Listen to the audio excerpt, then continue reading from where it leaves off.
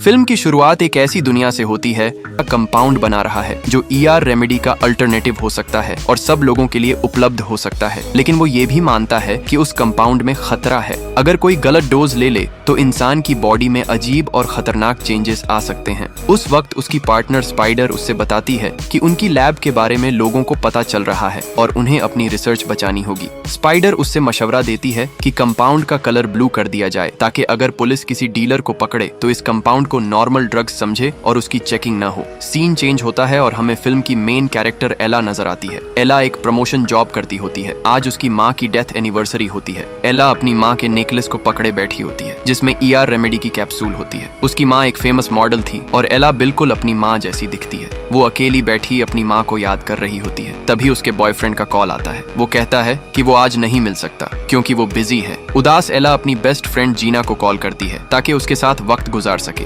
लेकिन यहाँ दिखाया कि आज ही सब बता देते हैं, लेकिन जीना मना कर देती है क्योंकि आज एला की माँ की डेथ एनिवर्सरी होती है। जीना का बॉयफ्रेंड एक अजीब सी जगह पर जाता है जहाँ से उसे ड्रग्स पिक करने होते हैं। जीना के ट्रेन से आना पड़ेगा। जीना उसे पार्टी में आने का इनवाइट देती है, लेकिन एला मना कर देती है। सीन दोबारा चेंज होता है और इथिरा के सीईओ एरिक एक इंटरव्यू दे रहा होता है। एंकर उससे पूछता है कि ये ईआर रेमेडी सिर्फ अमीरों के लिए क्यों है और ग्लोबल डिमांड क्यों पूरी नहीं की जा रही। एरिक इस सवाल का जवाब देने से बचता है और इंटरव्यू खत्म करके चला जाता है। उधर जीना का बॉयफ्रेंड उस घर के अंदर होता है जहाँ ड्रग्स मिलते हैं और वहीं पर सोलोमन की हिडन लैब भी होती है। वो सोलोमन के ब्लू कंपाउंड को देख लेता है और उसे नई ड्रग समझकर चुरा लेता है। सोलोमन को इस बात का पता नहीं चलता। एला घर जाती है और अपनी माँ की तस्वीर उठाकर बैठ जाती है और बहुत गमगीन बैठी होती है। उसी वक्त उसके बाप की कॉल आती है और उससे बात करने लगती है। उसके बाप उससे कहता है घूमा फिरा करो, क्योंकि उसके बाप ने एला को गमगीन देख लिया था। वो एला से कहता है जाओ बाहर घूमो फिरो,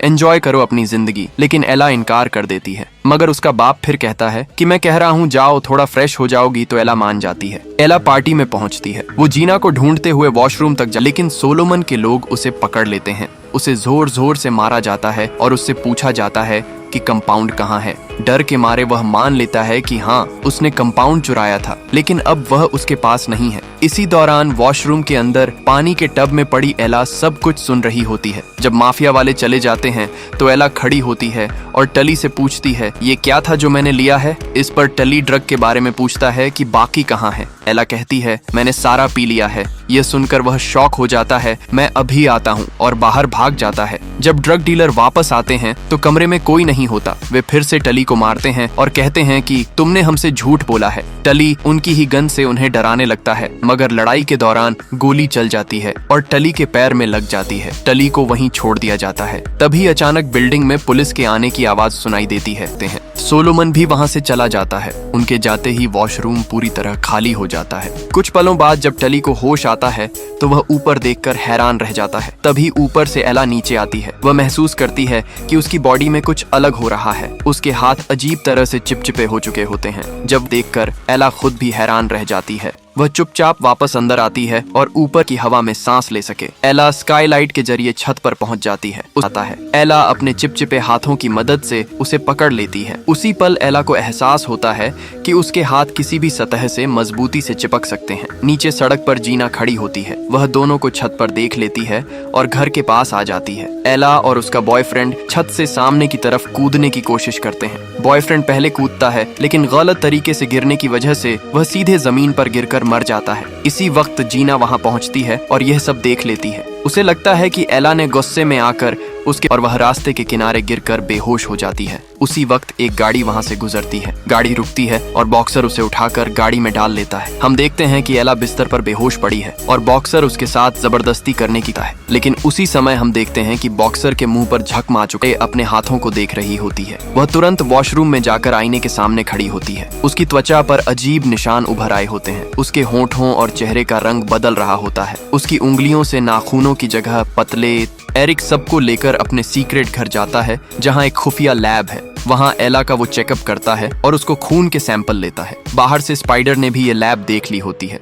इंसान का डीएनए और इस डीएनए में बहुत ज्यादा फर्क है। एरिक सोलोमन को बहुत टॉर्चर करता है और पूछता है कि तुमने ये ड्रग कैसे बनाया, मुझे तुम ये बता दो, मैं तुमको छोड़ दूंगा। एरिक फिर से पूछता है, मगर सोलोमन नहीं बताता तो वो अपने नौकर को टॉर्चर करने को कहकर चला जाता है। जब एला को होश आता है तो वो एरिक से कहती है कि उसे उसके बाप से बात करनी है, मगर एरिक झूठ बोलता है। नेटवर्क का प्रॉब्लम आ रहा है, इसलिए अभी कॉल नहीं हो सकती। और साथ ही एरिक एला को उसके डीएनए के बारे में बताता है। डॉक्टर एला को इंजेक्शन लगाने ही वाला होता है कि एला जाग जाती है। डॉक्टर और नर्स को मारती है और नर्स से पूछती है ब्लॉक बी कहाँ है और कमरे से निकलकर चली जाती है। तभी कैमरा वाला ये सब देखकर सिक्योरिटी ब्रेक का अलार्म चला देता है। एरिक उधर बिजी होता है। एला ब्लॉक बी में जाती है जहां वो सिक्योरिटी गार्ड से भी लड़ाई होती है। एला उसको मार देती है और सोलोमन के पास आ जाती है और अपने बॉडी दिखाकर पूछती है, ये तुमने क्या किया है, तो इलाज भी तुम ही बताओगे। वो सोलोमन को पकड़ लेती है तो सोलोमन उसे बताता है कि पहले यहाँ से निकलते हैं, फिर मैं तुमको बताऊंगा। एला भी इस बात पर राजी हो जाती है।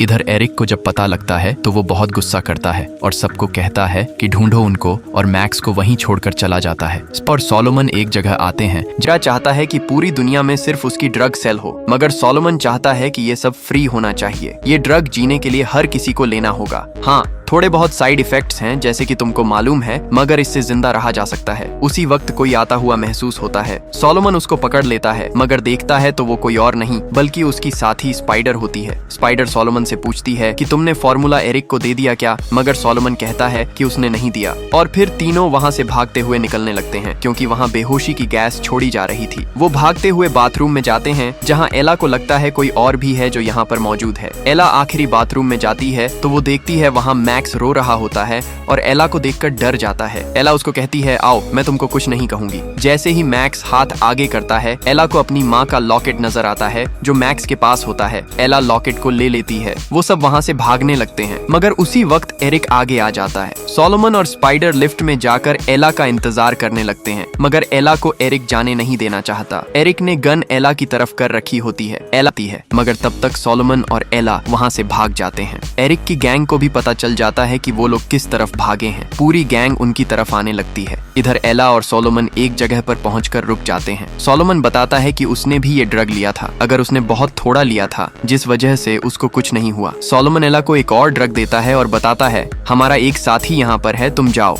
एला अपनी माँ का लॉकेट सोलोमन को देती है और नीचे छलांग लगा देती है। उसी वक्त वहाँ एरिक की गैंग आ जाती है और सोलोमन को पकड़ लेती है। एरिक सोलोमन से एला का पूछता है तो वो नहीं बताता, तो एरिक कहता है तुम मेरे लिए एक और बनाओगे। इसके बाद स्पाइडर सबको बता देती है ड्रग के बारे में। को ये ड्रग फ्री देंगे जिससे आप अपनी जिंदगी बचा पाओगे। एला को देखते हैं अब वो उड़ने लगी है, उसके पंख निकल आए हैं। वो लाजरस के पास जाती है। यहीं पर ये फिल्म खत्म हो जाती है। अगर